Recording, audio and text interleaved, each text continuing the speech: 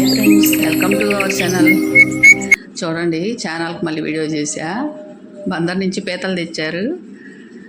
ఈ పీతల దండ 500 పెట్టి కొనుక్కొచ్చారంటండి. 600 చెప్పి 500కి ఇచ్చారంట. చిన్న పీత కాంచి పెద్ద పీత వరకు కట్టారు. వాటిని నేను శుభ్రం చేశాను. అవి చూడండి ఎంతలా ఉన్నాయో డెక్కలు. ఆ 2 కాళ్ళు డెక్కలు అంటారు. ఆ 2 డెక్కలు ఇరిచేసి చిన్న కాళ్ళు కూడా ఇరిచేసి శుభ్రం చేశా. మాకు చిన్నప్పుడు కొంచెం అలవాటు ఉందిలేండి. మాకు చేపల చెరువులు అవి ఉండేవి, అందుకని మాకు అలవాటు ఉంది కొంచెం. మా నాన్న తీసుకొస్తూ ఉండేవాడు. చిన్నప్పుడు చేసిన అలవాటు ఉంది కాబట్టి చేసా. కానీ అట్లా ముళ్ళు చూడండి ఎట్లా ఉన్నాయో. మడడువుల్లో అంటాయి, మడడువుల్లో ఉంటాయంట. మడడువుల్లో అవి ముళ్ళు వచ్చేసి కోసుగా రంభంలాగా ఉండి గుచ్చకుపోయినాయి, కరిసినాయి. అసలు ఎంత కష్టమో ఈ పీతలు చేయటం. 2 రోజులు నిప్పులు తగ్గలా చేతులు. అసలు రావట్లే, అది అంత ముదురుగా ఉండి గట్టిగా ఉన్నాయి. చిన్నప్పుడు ఇట్ట అంటే వచ్చేయి. అది చాకుతో మళ్ళీ నోటి దగ్గర పగలదిస్తే కానీ రాలా. చాకుతో అట్లా బెజ్జం పెట్టాక వచ్చింది. అవి చూడండి 2 పొళ్ళు, దానికి ఎంత ఉందండి, మనిషి పొళ్ళు ఉన్నట్టున్నాయి. 2 పొళ్ళు బాగా ముదిరిపోయినాయి పీతలు. సముద్రం పీత అంటారు వీటిని. అది తీసాక అట్లా ఉంటుంది లోపల జన, పసుపు రంగుదంతా జన. ఇదేమో మొప్పలు అంటారు వీటిని. అవి తీసేయాలి. చేపకు కూడా ఉంటాయి కదా మొప్పలు, అవి తీసేసి ఈ పీతను కూడా 2 ముక్కల్లాగా ఎరగ తీసుకోవచ్చు, సగానికి తిరగదీయచ్చు. ఈ నీళ్ళు చూడండి, బియ్యం ఫస్ట్ కడిగిన నీళ్ళు పారబోసి తర్వాత కడిగిన 4 సార్లు నీళ్ళు గిన్నెలోకి తీసా. పీతలు కడగాలని చెప్పి ఉన్నాయని ముందు బియ్యం కడిగి పక్కన పెట్టా. ఆ నీళ్ళు ఇట్లా ఈ బియ్యం కడిగిన నీళ్ళతో కడిగితే నీసు వాసన అనేది ఉండదు. తర్వాత ఉప్పు, రాళ్ళుప్పు, పసుపు, నిమ్మకాయ చెక్క పిండి కడిగితే మాత్రం నీట్గా ఉంటాయి. అసలు నీసు కంపే రాదు. ఈ పీతలన్నీ ఇలా కోసి చేసేటప్పటికి అసలు 2 hours పట్టింది. చాలా కష్టమైంది. బయట బాగు చేయించుకొచ్చుకుంటే ఒక రకంగాని మనం చేయాలంటే ఎంత కష్టం. వీళ్ళు నైట్ వచ్చారు కదా బందర్ నుంచి, అందుకని తెచ్చారు. చచ్చిపోతాయని బాగోవని. ఈ కాళ్ళు చూడండి డెక్కలకి ఒక గోరు ఊగుతుంది, ఒక గోరు ఊగదు. ఆ ఊగే గోరుని ఇరిసేసేయాలి. ఇరిస్తే ఇరిగిపోద్ది. ఈ ఒక్క గోరు ఉంచితే తినేటప్పుడు బాగుంటుంది.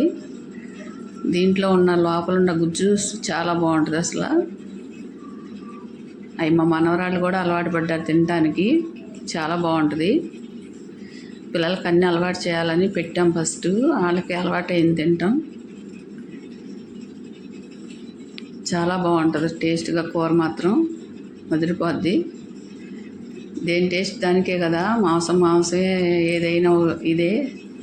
దీని టేస్ట్ వేరే వస్తుంది. చాలా బాగుంటుంది. అది తినేవాళ్ళకి అర్థమైద్ది. వీటిల్లో చేసి అన్నీ శుభ్రంగా కడిగి అసలు ఎంత షేప్ చేశాను. చాలా శుభ్రంగా వచ్చినాయండి నీట్గా.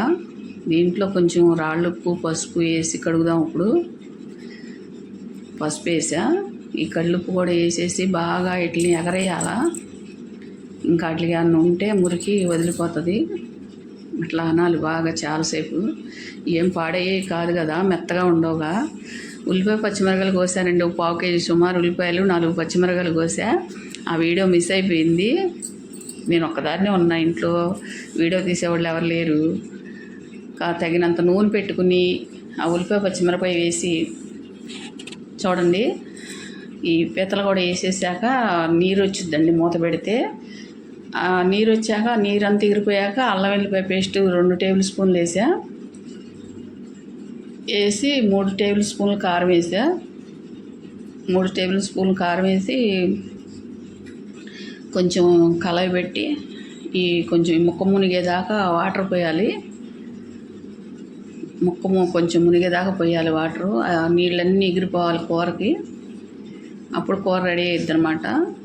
ఈ 2 గ్లాసులు నీళ్ళు పోసా కదా, ఈ నీళ్ళన్నీ ఎగిరిపోవాలి బాగా. వీటిలన్నిటిని కలగబెట్టుకొని బాగా కలిసేదాకా కలుపుకొని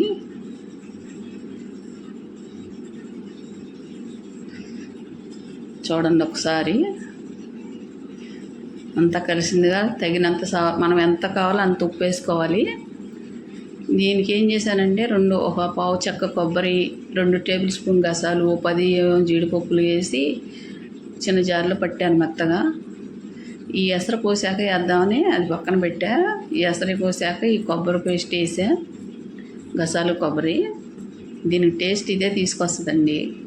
ఈ పేస్టే దీనికంతా కూర అంతా టేస్ట్ వచ్చేది. ఎగిరిపోవాలి, ఈ వాటర్ అంతా ఎగిరిపోవాలి, బాగా ముక్కకు పట్టేసేయాలి ఆ గుజ్జు. అప్పుడు కూర టేస్ట్ వస్తుంది అన్నమాట. నీళ్ళు అనేవి ఉండకూడదు కూరలో. మూత పెట్టుకుందాం. మూత పెట్టుకుని ఒక్క 10 నిమిషాలు, పావు గంట హైలో పెట్టుకుని బాగా ఎగరబెట్టాలి. కూర ఉడికిందని తెలియటానికి ఆ నూనె చూడండి పైకి వచ్చింది. కూర అయిపోవచ్చింది. ఇంకొంచెం మసాలాలు వేసేదాకా కూడా ఉంచుదాము. కస్తూరి మేతి ఆకు వేస్తున్నానండి. కొద్దిగా కస్తూరి మేతి వేసి గరం మసాలా వేద్దాం. చికెన్ గరం మసాలా వేసాను. దీంట్లోకి అదే టేస్ట్.